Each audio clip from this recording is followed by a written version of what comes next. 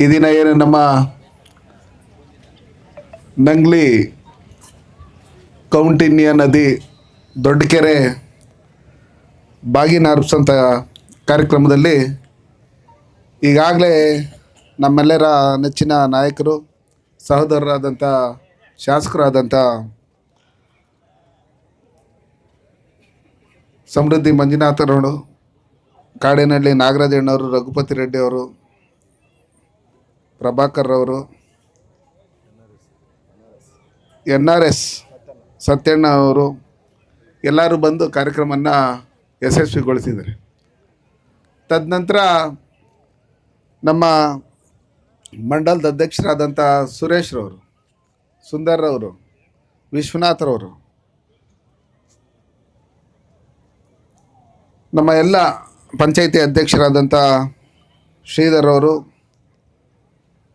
ಮಾಜಿ ಉಪಾಧ್ಯಕ್ಷರಾದಂಥ ಲಕ್ಷ್ಮೀಪತಿರವರು, ಸದಸ್ಯರಾದಂಥ ಅಶ್ವಿನಿ ಪ್ರಸನ್ನರವರು, ರಮಾದೇವಿ, ಸದಸ್ಯರಾದಂಥ ರಾಮಪ್ಪ, ಮುನ್ರೆಡ್ಡಿ, ರಾಜರೆಡ್ಡಿ, ಮೋಹನ್ನು, ಎಲ್ಲ ನಮ್ಮ ಮಮತಮ್ಮವರು, ಪದ್ಮಮ್ಮನವರು, ಮೈಕ್ ಶಂಕರ್ರು, ಪ್ರಕಾಶು, ನಮ್ಮ ರೆಡ್ಡಿರವರು, ಕೋಳಿ ನಾಗರಾಜ್ರವರು, ಎಲ್ಲರೂ ಮುಖಂಡರುಗಳೆಲ್ಲ ಬಂದಿದ್ದೀರಿ. ಎಲ್ಲ ಗ್ರಾಮಸ್ಥರೆಲ್ಲ, ಮಾಧ್ಯಮದವರು, ಅಕ್ಕ ತಂಗಿಯರು, ಅಣ್ಣ ತಮ್ಮಂದ್ರೆಲ್ಲರೂ ಬಂದಿದ್ದೀರಿ. PDOನು ಇಷ್ಟೊತ್ತೂ ಕೆರೆ ಬಗ್ಗೆ ಹೇಳ್ತಾಯಿದ್ರು. ಈ ಕೆರೆ ಇತಿಹಾಸ ಹಿಂದೆ 2012ರಲ್ಲೂ ನಾನೇ PDO ಆಗಿದ್ದೆ ಅಂತೇಳಿ. 2019ರಲ್ಲಿ 40 ವರ್ಷಗಳ ನಂತರ ಮೊದಲನೇ ಬಾರಿ ನಮ್ಮ ಕೋಲಾರ ಲೋಕಸಭಾ ಕ್ಷೇತ್ರದಲ್ಲಿ 2600 ಕೆರೆಗಳನ್ನು ಒಂದೇ ಸಲ ತುಂಬಿರತಕ್ಕಂಥ ಇತಿಹಾಸ. ನಮ್ಮಲ್ಲಿ ಲೋಕಸಭೆಯಲ್ಲಿ ಮಾತಾಡುವಾಗ ನಾನು ಹೇಳ್ತಾ ಇದ್ದೆ, ದೊಡ್ಡ ಮ್ಯಾಂಗೋ ಮಾರ್ಕೆಟ್ ನಮ್ಮ ಕೋಲಾರು, ಟೊಮೊಟೊ ಮಾರ್ಕೆಟ್ ನಮ್ಮ ಕೋಲಾರು, ನಮ್ಮ ರೈತರಿದ್ದಾರೆ, ಹೆಚ್ಚಿನ ಕೆರೆಗಳಿದ್ದಾವೆ, ಏನು ಬೇಕಾದ್ರೂ ಬೆಳೆದು ಇಡೀ ಪ್ರಪಂಚಕ್ಕೆ ಸಪ್ಲೈ ಮಾಡೋಂಥ ಶಕ್ತಿ ನಮ್ಮ ರೈತರಿಗಿದೆ. ಕೋಲಾರ ರೈತರಿಗೆ ಏನೇ ಕಷ್ಟ ಬಂದ್ರೇನು 5 ಬೋರ್ 10 ಬೋರ್ ಹಾಕಿ ಪೊಯ್ಲೂರು ಆದ್ರೆ ಇನ್ನೊಂದು ಹಾಕ್ಬಿಡೋಣ ನೋಡೋಣ ಅನ್ನೋ ಲೆಕ್ಕಾಚಾರದಲ್ಲಿ ಮನ್ಸು ಮಾಡೋಂಥವ್ರು ವಿನಃ ಯಾರು ಸೂಸೈಡ್ ಮಾಡ್ಕೊಳ್ಳೋಂಥ ಪರಿಸ್ಥಿತಿಗೆ ನಮ್ಮ ಕೋಲಾರ ಜಿಲ್ಲೆಯವರು ಹೋಗಲ್ಲ. ಅಷ್ಟು ಗಟ್ಟಿ ರೈತರು ಅಂತ ಹೇಳ್ತಾ ಇದ್ದೆ ನಾನು. ನಮ್ಮ ಈ ಕೆರೆಗಳು ನಮ್ಮ ಜೀವನಾಡಿ. ಕೆರೆಗಳಿಲ್ಲ, ಕೆರೆಗಳನ್ನು ರಕ್ಷಣೆ ಮಾಡ್ಕೊಂಡಿಲ್ಲ ಅಂದರೆ, ಉಳಿಸಿ ಅದನ್ನು ಬೆಳೆಸ್ಕೊಂಡಿಲ್ಲ ಅಂದರೆ ನಮ್ಮ ಫ್ಯೂಚರ್ ಇಲ್ಲ. ಅಂದರೆ ನಮ್ಮ ಮಕ್ಕಳಾಗಲಿ, ಮೊಮ್ಮಕ್ಕಳಾಗಲಿ, ಮೊಮ್ಮಕ್ಕಳಾಗಲಿ ಅವರೆಲ್ಲ ಮುಂದಿನ ಪೀಳಿಗೆ ನೀರಿಲ್ಲದೆ ಪರದಾಡಬೇಕಾಗುತ್ತೆ. ಈ ಪ್ರಪಂಚದಲ್ಲಿ ಕುಡಿಯೋ ನೀರನ್ನ ಏನು ಅವಶ್ಯಕತೆ ಇದೆ ಅದು ನಮ್ಗೆ ತುಂಬ ಕಡಿಮೆನೇ ಇರೋದು.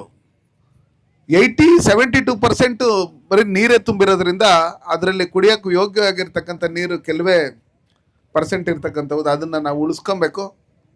ನಾನು PDO ಅವ್ರಿಗೆ ನಿಮ್ಮ ಮುಖಾಂತರ ಹೇಳೋದಷ್ಟೇ, ನೀವು ಕಸ ವಿಲೇವಾರಿ ಘಟಕನ ಮಾಡೋದಕ್ಕೆ ಬೇರೆ ಕಡೆ ಎಲ್ಲಾದ್ರೂ ಜಾಗ ನೋಡ್ಕೊಳ್ಳಿ. ಕೆರೆಯಲ್ಲಿ ತಗೊಂಬಂದು ಕಸ ಹಾಕೋಂಥದ್ದು ಇದನ್ನೆಲ್ಲ ದಯವಿಟ್ಟು ಮಾಡೋಕ್ಕೆ ಹೋಗ್ಕೊಡ್ದು. ಯಾಕಂದರೆ ನಾನು ನೋಡಿದೆ ಬಂದ ತಕ್ಷಣ ನಮ್ಮ ಆಶಾ ಕಾರ್ಯಕರ್ತರು, ಅಂಗನವಾಡಿ ಕಾರ್ಯಕರ್ತರು, ನರ್ಸುಗಳು ಎಲ್ಲರೂ ಇದ್ದಾರೆ. ಇವತ್ತು ನಾವು ಈ ಕೆರೆ ಬೌಂಡ್ರಿಯನ್ನು ಫಿಕ್ಸ್ ಮಾಡಬೇಕಾದ್ರೆ ನಾವು ಗಿಡ ಮರ ಇದನ್ನೆಲ್ಲ ಬೆಳೆಸಬೇಕು. ಆ ಬೌಂಡ್ರಿಯಲ್ಲಿ ಒಂದು 100 ವರ್ಷ ಆಯುಸಿರ್ತಕ್ಕಂಥದ್ದು ಆಲದ ಮರ, ರಾಗಿ ಮರ, ಇಪ್ಪೆ ಮರ, ನೇರಳೆ ಮರ, ಮಾವಿನ ಮರ, ಈ ಹಲಸಿನ ಮರ, ಈ ಪ್ರಾಣಿಗಳಿಗೂ ಅನುಕೂಲ ಆಗಬೇಕು, ಮನುಷ್ಯರಿಗೂ ಅನುಕೂಲ ಆಗಬೇಕು. ಆ ಥರ ಮರಗಳನ್ನು ಹಾಕಿದರೆ ಆ ಬೌಂಡ್ರಿ ದಾಟಿ ಯಾರೂ ಬರಲ್ಲ ಒಳಗಡೆ. ಅದು ಮರನೂ ದೊಡ್ಡದಾಗುತ್ತೆ. ಈ ಬೌಂಡ್ರಿ ಅಪ್ಪ ಕೆರೆದು ಇದು ಅನ್ನೋ ಲೆಕ್ಕಾಚಾರದಲ್ಲಿ ಹೋಗ್ತಾರೆ. ಇಲ್ಲಾಂದ್ರೆ ಎಲ್ಲ ಉತ್ಕೊಂಡು ನಮ್ಮಂಥ ರಾಜಕಾರಣಿಗಳು ಬರ್ತಾನೆ ಇರ್ತಾರೆ. ಆಮೇಲೆ ಯಾರಾದರೂ ಸ್ವಲ್ಪ ಕೆರೆ ನುಂಗೋರು ಇರ್ತಾರೆ, ಅಪ್ಪ ಒಂದು PDO ನನಗೆ ಯಾವುದೋ ಒಂದು 1/2 ಎಕರೆನೋ 10 ಗುಂಟೆನೋ ಒಂದು 5,000 ಅಡಿನೋ ಮಾಡಿಕೊಟ್ಬಿಡೋ ಅನ್ನೋ ಲೆಕ್ಕಾಚಾರದಲ್ಲಿ ಹೇಳ್ತಾರೆ. ಅದಕ್ಕೋಸ್ಕರ ದಯವಿಟ್ಟು ನಾವು ಅವ್ರ ಜಾಗಕ್ಕೆ ಹೋಗ್ಬಿಟ್ಟಿದ್ದೀರಿ. ಇವತ್ತು ಬೆಂಗಳೂರಲ್ಲಿ ನೋಡ್ತಾ ಇದ್ರಿ, ಎಲ್ಲಂದ್ರೆ ಅಲ್ಲಿ ಮಳೆ ಬಂದರೆ ಮನೆಗಳಿಗೆಲ್ಲ ನೀರು ನುಂಗೋದು, ಇನ್ನೊಂದು ಮತ್ತೊಂದು ಮಾಡ್ತಾ ಇದ್ದಾವೆ. ನಾವು ಅವ್ರ ಜಾಗಕ್ಕೆ ಹೋಗಿ ಈ ರಾಜಕಾಲುವೆಗಳು ಇನ್ನೊಂದು ಮತ್ತೊಂದು ಒತ್ತುವರಿ ಮಾಡ್ಕೊಂಡು, ಲೇಔಟ್ಗಳು ಮಾಡ್ಕೊಂಡು, ಹಳ್ಳಿಗಳನ್ನು ಮುಚ್ಕೊಂಡು ಮನೆಗಳು ಕಟ್ಕೊಂಡ್ರೆ ನಮ್ಮ ಜಾಗಕ್ಕೆ ನೀರು ಬರ್ತದೆ. ಏನು ಹೇಳಿ, ಅದು ಒರಿಜಿನಲ್ ನಂದಪ್ಪ ಜಾಗ, ನಿಂದಲ್ಲ. ಏನು ನಮ್ಮ ಜಾಗ ಬಿಟ್ಬಿಡಿ ಅನ್ನೋ ಲೆಕ್ಕಾಚಾರದಲ್ಲಿ ಬಂದು ಮನೆಗಳು ತುಂಬೋಗುತ್ತೆ. ಅದಕ್ಕೋಸ್ಕರ ಆ ನದಿಗಳು ಏನಿದೆ, ಇವತ್ತು ಕುರುಡುಮಲೆಯಲ್ಲಿ ಹುಟ್ಟಿ ಈ ನಮ್ಮ ಕೌಂಡಿನ್ಯ ನದಿ ಹಿಂಗೆ ಇದ್ ಕಡೆ ಹೋಗುತ್ತೆ, ರಾಮಸಾಗರ ಹಂಗೆ ಆಂಧ್ರ ಕಡೆ ಹೋಗುತ್ತೆ, ಸಮುದ್ರ ಸೇರ್ಕೊಳ್ಳುತ್ತೆ. ಸೇರ್ಕೊಳ್ಳೋಕೆ ಮೊದಲು ನಾವು ಈ ಕೆರೆನ ಹೂಳೆತ್ತಿ ನರೇಗಾ ಅಲ್ಲಿ ಕೆರೆ ಇಲ್ಲೇ ನೀರು ಹೆಚ್ಚಿನ ಸ್ಟಾಕ್ ಮಾಡಿದರೆ ನಮ್ಮ ಅಂತರ್ಜಲನೂ ವೃದ್ಧಿ ಆಗುತ್ತೆ, ಬೋರ್ಗಳಲ್ಲೂ ನೀರು ಬರುತ್ತೆ.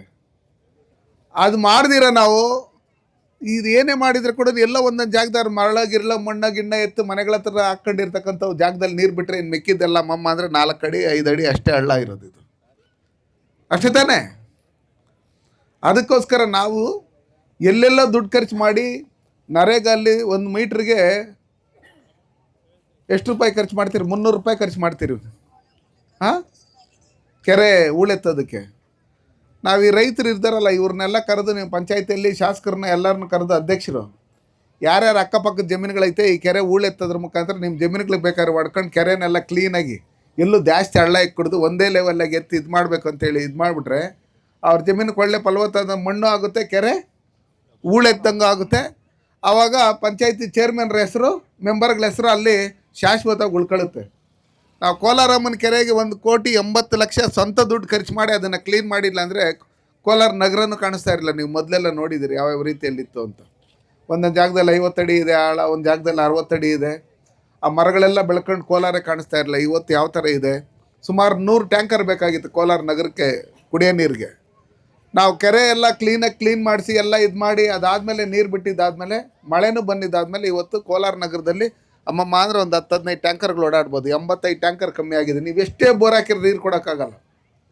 ಎಷ್ಟೋ ಬೋರ್ಗಳು ಫೈಲೂರ್ ಆಗ್ತವೆ. ಅದೇ ನಾವು ಕೆರೆಯಲ್ಲಿ ನೀರು ತುಂಬಿಸಿದ್ರೆ ಅಂತರ್ಜಲ ವೃದ್ಧಿಯಾಗಿ ಎಲ್ಲರಿಗೂ ನೀರು ಸಿಗುತ್ತೆ.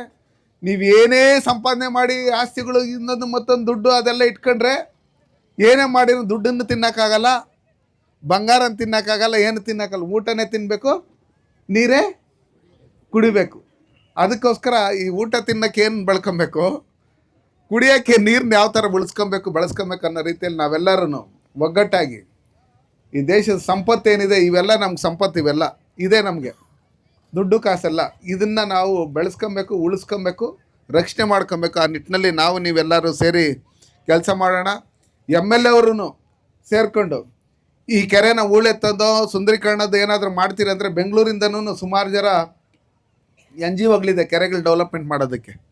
ಅವ್ರನ್ನೂ ನಾವು ಜೊತೇಲಿ ಕರ್ಕೊಂಬಂದು ನಮ್ಮ ಶಾಸಕರಿಗೆ ತುಂಬ ಕ್ಲೋಸ್ ನಮ್ಮ ಕೋಳಿ ನಾಗರಾಜ್ ಅವ್ರು ಕಾರಲ್ಲೇ ಇರ್ತಾರೆ ಯಾವಾಗೂ. ಅವ್ರಿಗೂ ಸ್ವಲ್ಪ ಹೇಳಿ ನಾನು ಹೇಳ್ತೀನಿ.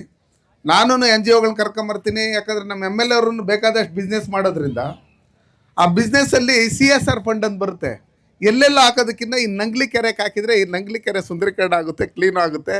ಅದಕ್ಕೋಸ್ಕರ ನಾವು ಮಂಜಣ್ಣವರು, ನಮ್ಮ ಸುಂದರಣ್ಣವರು, ನಮ್ಮ ಚೇರ್ಮನ್ರು, ನಮ್ಮ ಸುರೇಶ್ ಅವರು ಎಲ್ಲರೂ ಎಲ್ಲ ಗ್ರಾಮಸ್ಥರು ಎಲ್ಲ ಸೇರಿ ನಾವು ಈ ಕೆರೆಗಳನ್ನು ಉಳಿಸಿ ಬೆಳೆಸೋಂಥ ಕೆಲಸಗಳನ್ನು ಮಾಡೋಣ. ನೀವು ನೋಡಿದ್ದೀರಿ ಇಡೀ ದೇಶದಲ್ಲಿ ಬೇರೆ ಬೇರೆ ರಾಜ್ಯಗಳಿಗೆ ಹೋದಾಗ ಎಲ್ಲೂ ಕೆರೆಗಳಿಲ್ಲ.